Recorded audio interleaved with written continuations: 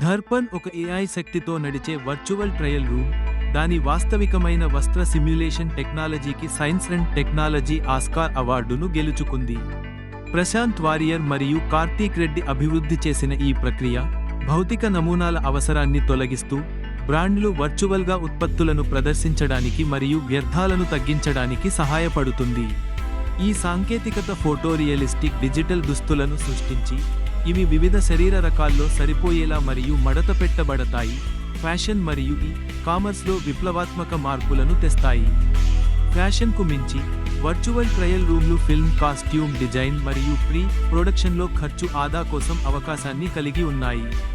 Period పీస్లు మరియు science fiction సినిమాలు రెండింటికి దృశ్య ప్రభావాలు ఎలా సృష్టించబడతాయో దర్పణ్ మార్చగలదు. వేగవంతమైన డిజైన్ పునరావృత్తులను ప్రారంభిస్తుంది. ఈ భారతీయ ఆవిష్కరణ సాంప్రదాయ పరిశ్రమలను మార్చడానికి ఏఐ శక్తికి నిదర్శనం.